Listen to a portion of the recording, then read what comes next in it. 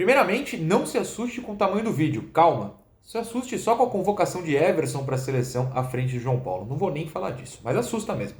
O vídeo tá longo porque depois de uns 3, 4 minutinhos falando sobre Federico Martínez, atacante uruguaio, que o Santos negocia junto ao Liverpool do Uruguai, depois tem um vídeo especial. Eu chamei um médico, um ortopedista, que explicou em detalhes por que o Santos tem tantas lesões de joelho, como trata, por que o Santos ficou 9 meses fora, e o Sandri, será que volta esse ano? Por que o Jobson ainda não voltou? Lesões de joelho têm ocorrido com alguma frequência no Santos, Kevin Maltos, por exemplo, tem jogadora das Sereias, tem vários da base. Por que essas lesões acontecem no Santos? O vídeo de hoje vai explicar bem detalhadamente, é uma aula bem legal para quem tem interesse nesse tipo de assunto, vale a pena ficar até o final, ou assiste esse primeiro trecho, volta depois. Esse primeiro trecho é para falar de Federico Martínez. Foi noticiado hoje por um jornalista uruguaio que o Santos está negociando com o Liverpool, lá do Uruguai, por este atacante que também tem passagem pelo Rosário e pelo Independiente da Argentina. Não deu tão certo, voltou para o Uruguai, já tem 25 anos, mas é considerado um bom jogador.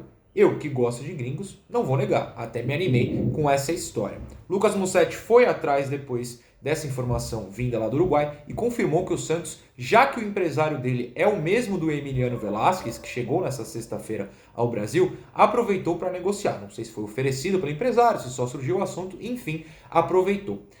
Vou trazer números rapidinho aqui, mas um aviso da matéria da Gazeta é que não é para se empolgar tanto. Por quê? Porque aparentemente o Liverpool nesse momento quer só negociar por definitivo, vender, e o Santos não está comprando. Todos esses jogadores que chegaram recentemente foram de graça, não é mesmo? Então, se o Santos tiver de comprar, talvez não interesse tanto. Olha só a explicação na matéria.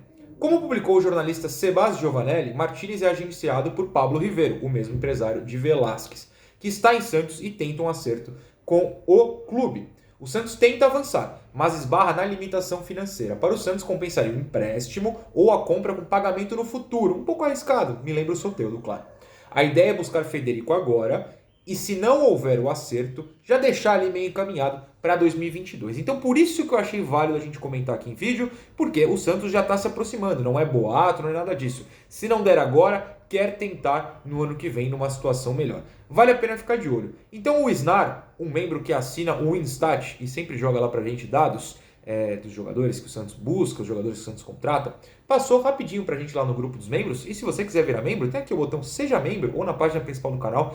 Tem vários vídeos exclusivos para vocês. Tem as lives, sábado, 2 horas da tarde, tem a live dos membros. A cada 15 dias tem uma live que os membros entram e a gente fala de tudo que eles quiserem. O Snar, que sempre está lá na live, pelo menos no chat, passou números interessantes do Federico em relação... Vou chamar de Federico, que é o nome preferido meu. Em relação ao Lucas Braga, ao Marinho e ao Marcos Guilherme. 3 atacantes que, na teoria, são os titulares do Santos hoje. Claro, o Tardelli e o Batistão ainda não jogaram. Bom, olha só, os números interessantes que ele fez, mais gol que todos, está empatado com o Marinho na temporada, mas o Uruguai tem menos jogos. Uma estatística que me chamou muita atenção é essa aqui, ó. As chances aproveitadas, 0,64%. Você vai falar, ué, menos de uma? Calma, 0,64%. Lucas Braga, 0,18% de aproveitamento a cada chance. Marinho, 0,29%. Marcos Guilherme, 0,15%. A média do nosso querido Federico é muito maior do que os atacantes que a gente tem. Claro que a gente pondera, joga no Uruguai, é um torneio mais fraco, claro, o time dele também depende muito dele, o Liverpool do Uruguai, perdão, é um time mais fraco, mas são números interessantes. Por exemplo, nessa de pensar que ele joga no Uruguai, ele cruza mais que os jogadores, né? Que o Marinho, o Marcos Guilherme e o Lucas Braga. O Marinho não é tanto de cruzar assim, mas os outros até são. Você pensa, jogar por baixo contra os zagueiros uruguaios, times retrancados, é difícil. Então talvez seja por isso. A gente tem que ponderar. Mas os números de chute são bons, superiores. Os gols são a mais. E o aproveitamento desses chutes também é superior aos nossos atacantes. Também ele é muito bom em passes-chave, é uma média muito superior aos nossos atacantes. Então pode ser algo interessante. Me interessou no sentido de o Santos observar esse cara e querer ir atrás, mostra uma mudança de postura, mostra um scout, né? Uma análise de desempenho já mais aberta, além dos óbvios nomes brasileiros, como o Lucas Lima e o Ganso, que foram cogitados recentemente. Então, é um nome que me interessou, por isso eu quis vir comentar, não é boato, o Santos negocia, se vai dar certo é uma outra história. Mas é importante que se comente se é notícia. É isso por enquanto do Federicão. Adoro o nome Federico. Queria agradecer a todo mundo que assistiu a resenha de hoje de manhã, porque o Murilo não pôde participar. E eu apresentei, pela primeira vez na história, já que esse programa passa na TV aberta lá da Baixada Santista, um programa de TV. Então quem assistiu, pô, muito obrigado por ter assistido. Quem não me abandonou durante, obrigado por ter me aguentado apresentando, algo completamente novo para mim, já que não é só o YouTube aqui, né, que eu faço sozinho. Então, brigadão. A gente vive num mundo em que o Everson é convocado, o João Paulo não. Reitero esse comentário porque, meu Deus. Agora, fico com esse vídeo especial. O Diego Bonfim é médico ortopedista de hospital grande aqui de São Paulo e vai explicar pra gente por que o Santos tem tanta lesão, como se trata essa lesão, por que no joelho, né? São todas as lesões no joelho. Jobson, Sanches, Sandri e outros. É um vídeo muito legal. Fica aqui comigo, com a gente, com o Diego, que vale a pena. Muito que não tão bem assim, senhoras e senhores. Eu sou Felipe Noronha, este é o Eu Vim de Santos, e hoje a gente vai fazer um vídeo especial fora dos gramados para tentar entender ou para tentar explicar a quem não compreende tanto de ligamento de joelho, de lesão em ligamento de joelho, coisa que eu obviamente não compreendo, e por que alguns jogadores do Santos passaram por essa lesão recentemente. Para explicar, para fazer essa aulinha para vocês, uma aula que inclusive recebi alguns pedidos, principalmente depois da matéria do Diário do Peixe no começo de agosto, achei muito legal que um desses, se não pedidos para falar disso, foi um oferecimento para falar disso, que é do Diego Bonfim. O Diego é ortopedista, ou seja, é doutor, ou seja, entende muito mais que eu, é santista, assiste ao canal e falou, Noronha, eu gostaria de comentar sobre isso. Você acha que rola? Eu falei, obviamente. Então, Diego, obrigado por ter, feito a proposta, 2, aceitado o convite quando eu falei para a gente gravar. Imagina, eu que eu agradeço e espero poder contribuir com o canal aí, que é excelente, por sinal, o melhor. Muito obrigado. Vai contribuir sim, já está contribuindo. Esse tema, poucos falam sobre, a gente vai aqui ousar fugir um pouco do gramado, porque eu tenho certeza que o público do Ouvinte Santos gosta dessas coisas diferenciadas. Você falou que você é ortopedista e que você gostaria de virar professor. Então, como é que o pessoal primeiro te encontra aí? Porque eles vão ver esse vídeo e falar, esse homem entende, querem entender mais. Onde que eles te seguem? Obrigado, mas na verdade eu trabalho no Hospital das Clínicas aqui em São Paulo e alguns outros hospitais pela cidade. Quem quiser me encontrar, no Instagram é o lugar mais fácil, Dr. né, Diego Bonfim. Aí é só me seguir lá que eu posto um monte de coisa, algumas besteiras também, mas é isso aí. Muito bem. O pessoal vai amar esse vídeo e vai seguir assim que acabar. Vou fazer uma listinha rápida para vocês que ainda não sacaram o tamanho da importância do que a gente está falando. Sanches voltou há pouco tempo de uma lesão de ligamento cruzado anterior. O Sandri está fora, uma lesão de ligamento cruzado anterior. O Jobson está voltando a treinar essa semana. Onde era a lesão dele? Ligamento cruzado anterior. A partir de agora eu vou falar LCA para ser mais rápido. Kevin Maltos está fora com LCA, lesão lá. Lateral esquerdo da base, o Cadu, ou lateral direito, aliás, teve lesão LCA. Natan, lateral esquerdo da base, lesão LCA. Felipe, um atacante da base, pouco a gente conhece, mas está fora na base, lesão de LCA. Por que as Sereias da Vila tiveram tantos problemas na zaga? Jogadoras improvisadas, poucas reservas. Tayla, fora com lesão de LCA. E ainda tem o João, que está fora com lesão no joelho até o final do ano, pelo jeito. Foi menisco, não é a mesma lesão, mas é joelho. Então o Diego levantou a bola aqui. Vamos explicar para o pessoal que lê notícia. Fora por lesão no ligamento cruzado anterior. Fora por lesão no ligamento cruzado anterior. Falar isso rápido é difícil. O que é o ligamento cruzado anterior, Diego? Explica para a gente. Ligamento, na verdade, é uma estrutura formada por colágeno e algumas fibras elásticas que conectam um osso no outro. Basicamente, eles fazem com que um osso não separe do osso. Porque a sua perna não cai da sua coxa? Porque tem os ligamentos, fora outras coisas, segurando. Cruzado por quê? Porque ele é um ligamento que ele é formado por duas fitas e elas se cruzam. Então, ele é um ligamento cruzado. E anterior, porque no joelho também tem o posterior. Eu vou colocar aqui na tela, se eu não apanhar pro programa que a gente coisa, a imagem que você me mandou de como funciona aqui, ó. O pessoal tá vendo? Você consegue dar uma explicada por cima disso ou é difícil? Eu, que não entendo absolutamente de anatomia, tive dificuldades. Tá. Então, na figura da direita acima é um corte de um cadáver, que a gente usa para estudar, né? Dá para ver que o ligamento é feito por duas bandas.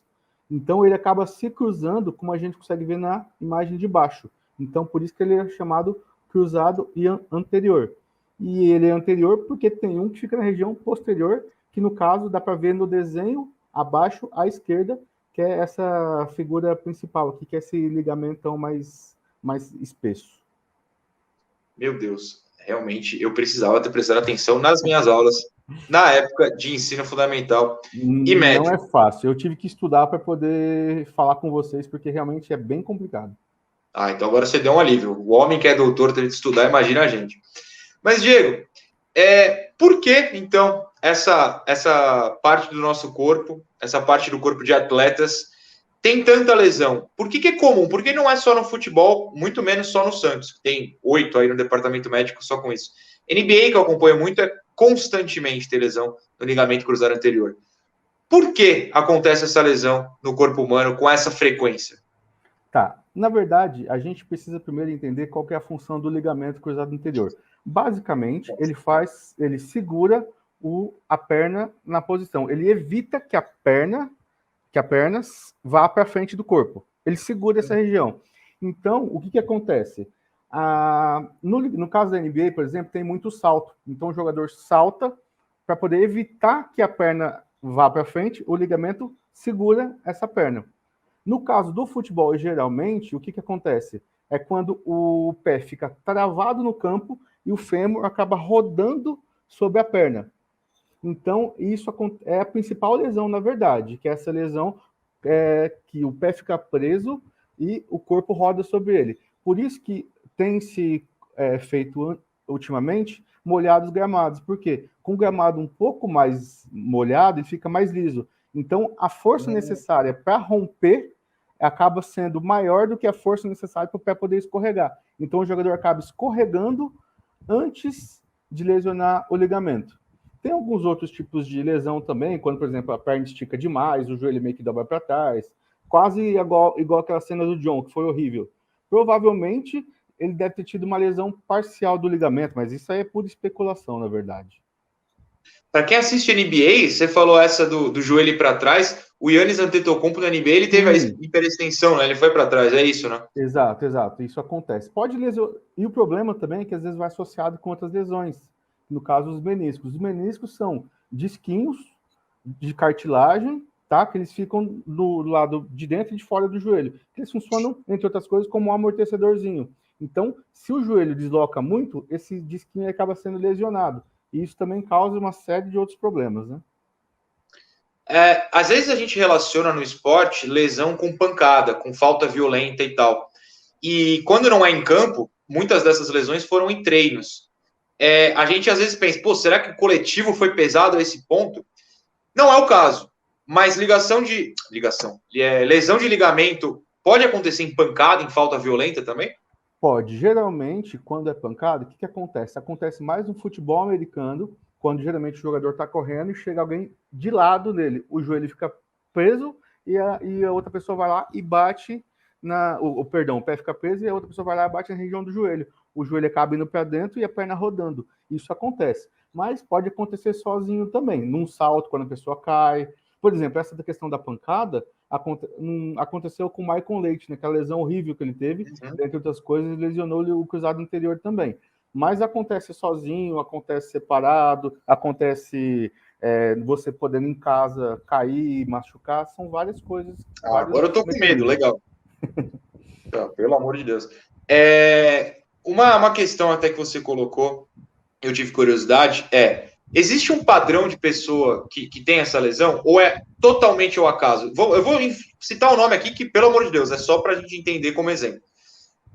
Teria como descobrir, por exemplo, fazendo testes, exames, que o Sandri tinha uma tendência a ter essa lesão ou é impossível, é completamente ao acaso? Então, essa pergunta é muito interessante e, ao mesmo tempo, muito difícil de responder. Todos os dias aparecem diversos estudos falando a respeito disso. Todos os dias, sim, um modo de dizer. Mas, por exemplo, já foi identificado que mulheres e homens que praticam o mesmo esporte, as mulheres têm mais tendência a machucar, porque elas têm mais frouxidão ligamentar, ou seja, as mulheres são mais elásticas.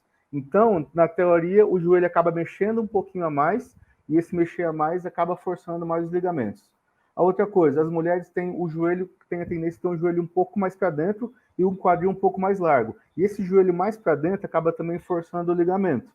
Outras coisas, a questão de estrogênio. Mulher tem o hormônio feminino, estrogênio, que o estrogênio também altera na maleabilidade do ligamento. Outras coisas, questão muscular. Quanto menos preparado a pessoa tiver fisicamente, mais tendência ela tem a lesionar o ligamento.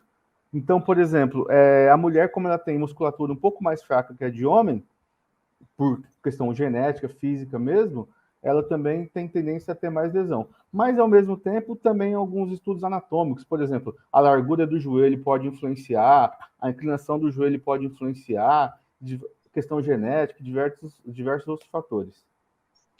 Achei curioso isso que você falou.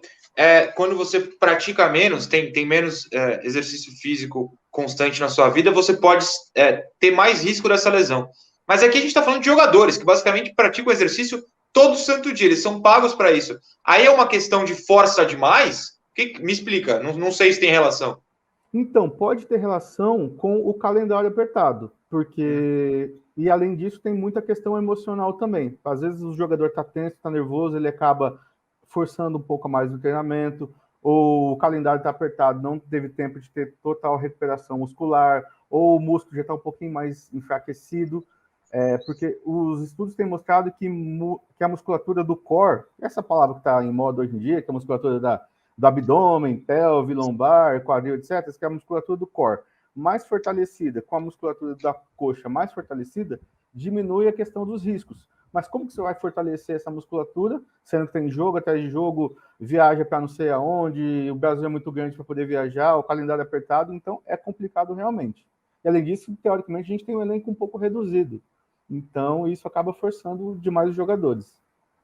Uma dica para clubes, não só para o Santos, ou até para quem nos assiste, quando eu defendo o rodízio, tem isso aí, vou usar isso como argumento agora. Tem que fazer revezamento de jogador, porque senão o joelho de todo mundo vai estourar. Infelizmente está estourando. Claro que a gente não tem como falar que é isso, a gente aqui levanta teorias para a gente tentar entender, né? Não tem como provar nada, nem tá acusando ninguém, pelo amor de Deus. Diego, quando você mandou o arquivo com as dicas de roteiro, eu vi que não é fácil o próprio jogador perceber. Como é que ele percebe? Porque não necessariamente vai ter uma dor forte, simplesmente ele trava a perna, não consegue fazer a movimentação. Como é que eu percebo? Se eu cair aqui daqui 5 segundos depois do vídeo gravado, como é que eu percebo que pode ser ligamento?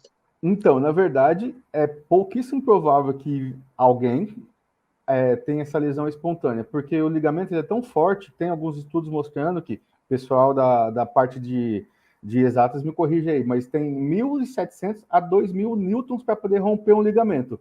Parece que isso significa a questão de que um ligamento aguenta 2.000 quilos.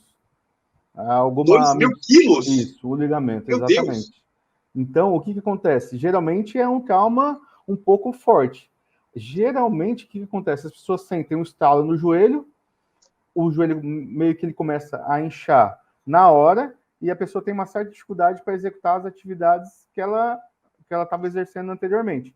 Mas, a grosso modo, ela percebe que o joelho dela começa a falsear. Ela anda e percebe que a perna já não está mais equilibrada, que o joelho fica meio que escapando.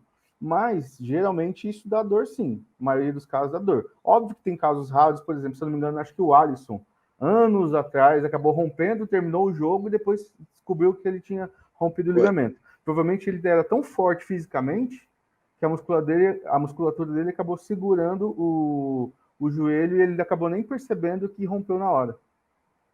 Cara, que loucura. Eu lembro, por assistir NBA, como eu falei, o Kobe rompeu o tornozelo, mas o Klay Thompson rompeu o joelho, ligamento cruzado, e foram bater lance livre do mesmo jeito. Ficar em pé, você fica. Você não consegue mexer a perna para frente e para trás normalmente. Né? E você não consegue, por exemplo, correr e parar, porque seu joelho escapa. Você não consegue fazer movimento de mudança de direção, seu joelho escapa. Isso até a gente pode falar a questão da reabilitação, que nem todas as rupturas são cirúrgicas. Pessoas com baixa demanda física, que não executam atividades físicas com muito engajamento, muito forte, necessariamente não precisam operar. Mas se elas quiserem voltar ao nível de atividade anterior, por exemplo, jogar futebol, basquete, esse tipo de coisa, aí com certeza tem que operar. Jogador de futebol, atleta, então nem se fala. Então é por isso que o jogador precisa operar, porque é só com a cirurgia que você vai ter a possibilidade de voltar àquele físico anterior. Aliás, dá para voltar 100% do que era antes? Então, também é algo um pouco controverso.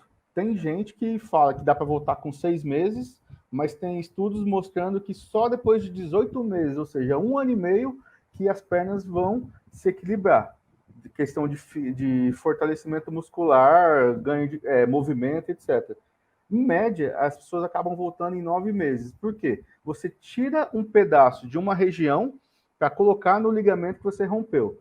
Nessa retirada de um pedaço de uma região, tem. Mas qual região?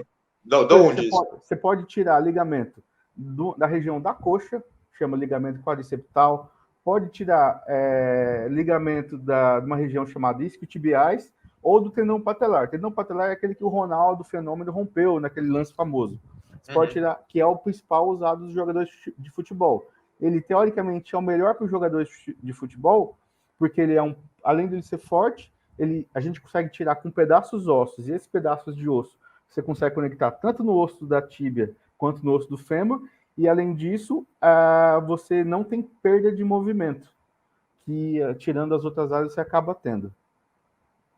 Cara, que coisa assustadora, meu Deus do céu. E é uma cirurgia muito complicada, que só especialistas têm que ser feito. Inclusive, eles foram, por exemplo, esses jogadores do Santos foram operados por um dos melhores do Brasil, sem menor comentário. Assim. Pode falar o nome ou não pode falar? Pode, se não me engano, foi o Dr. Moisés Cohen, é do Albert Einstein, super famoso, um melhor que tem. Ah, sim. E aí, quando você opera, vamos pegar o exemplo de novo o Sandri, já que eu já usei, ele está aí se recuperando. Ele volta a andar depois de quanto tempo? Aí ele pode praticar esporte depois de quanto tempo? Ele pode treinar forte depois de quanto tempo? Você falou que os estudos são... alguns apontam coisas diferentes, mas gradativamente, como é que vai voltando a vida normal dele? Então, o atleta, assim, a pessoa que opera, na verdade, o ideal é você, logo no começo, fazer um treinamento para você poder desinchar ao máximo o joelho e fazer com que a pessoa tenha ganho de movimento o mais rápido possível. Porque caso a pessoa não tenha esse ganho de movimento o mais rápido possível, mas, digamos, de uma maneira controlada, o que acontece? Pode causar muito inchaço, edema, um negócio chamado hemartrose e artrofibrose dentro do joelho, que é quando o joelho ele fica um pouco mais travado, enfim, é uma complicação da cirurgia. Mas, no final das contas, a pessoa pode andar em 2 semanas, às vezes dirigir com até 3 semanas, e daí para frente é um treinamento que depende mais da parte de fisioterapia e da preparação física em si do que da parte médica. A gente costuma dizer que, geralmente, a pessoa está apta a partir do 7º ao 9º mês.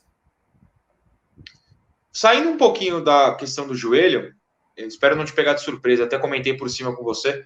Essa semana que a gente está gravando, o Kaique teve uma lesão na coxa, né? Você acha que é também uma questão de calendário, de forçar demais, não ter tanto revezamento de jogador, forçar no treino? Você acha que no caso dele pode ser a questão da idade, só 17 anos? É uma lesão que você consegue observar também, tal como a do ligamento, nessa questão de jogar muito tempo, praticar muito exercício? Sim, com certeza tem a ver com o calendário, porque a lesão muscular do Kaique foi muito parecida com a do Marinho. Né? Assim, parecida, digamos, no mesmo local. Foi um músculo da coxa que ele acabou machucando. O que acontece? Imagina uma corda. Se você pega a corda, usa uma vez, ok. Se você usa a corda 1000 vezes, ok. Se você usa a mesma corda 1 milhão de vezes, com certeza 1 bilhão de vezes vai estar muito mais gasto que você usar uma vez. É a mesma coisa. Ele está usando tanto a musculatura que isso acaba fazendo com que o músculo tenha um certo desgaste e o corpo não dê tempo de recuperar. Provavelmente isso é culpa do calendário. Por isso que também, ultimamente, os clubes, as grandes equipes têm feito aqueles testes chamado teste de lactato, que tira sangue da orelha e vê como está o desgaste muscular de cada atleta, podendo poupar ou não os jogadores. Mas isso tem uma série de fatores que, primeiro, a gente não consegue avaliar, porque a gente não está dentro da equipe, mas olhando de fora, com certeza é por causa do calendário que é bem apertado. Nessa temporada a gente pode até lembrar do São Paulo. São Paulo tem lesão a rodo nesse ano, e aí, fatalmente, você está falando do calendário, eu penso, né? 2021, a temporada começou em março, sem pré-temporada, sem preparação, sem descanso. Os corpos não aguentam. A NBA passou por isso também, todo mundo se lesiona nos playoffs, porque você joga quase 100 vezes, e aí vão começar as finais, e você vai querer forçar mais, porque é a hora do título, é uma loucura. corpo não está pronto para isso. Também não dá para fazer milagre. Ou dá, você é médico, você faz milagre, não faz. Não, já pegando seu gancho, Noronha, assim, até entrando um pouco na sua seara, por exemplo, o São Paulo, ele apostou tudo no Paulista, ganhou, foi campeão e pagou o preço agora no Brasileiro. Forçou muito agora, os jogadores estouraram. Então, assim, é meio lógico, acaba sendo um pouco matemático, né? Uma hora a conta chega, não tem jeito. Diego, eu esqueci algum tópico? Mais alguma coisa que você teria para contar para gente? Não, tá ótimo, tá perfeito. Só queria parabenizar pelo canal e lembrar pro pessoal, gente, vacina quem não vacinou, continua usando máscara, cuidado com a aglomeração, e é isso aí, pessoal. Importante. Diego, obrigado, espero que você tenha gostado de participar, sua ideia foi ótima, espero que o pessoal que assistiu tenha gostado também, e brigadão. Eu que agradeço, um abraço, pessoal, e Santos, vamos melhorar, pelo amor de Deus. Tomara que esse vídeo, a gente está gravando na terça, esse vídeo vai ao ar na sexta. Tomara que isso signifique ter vencido o Atlético Paranaense na quarta. Por favor, até um bater na madeira. Valeu, pessoal, até mais. Falou.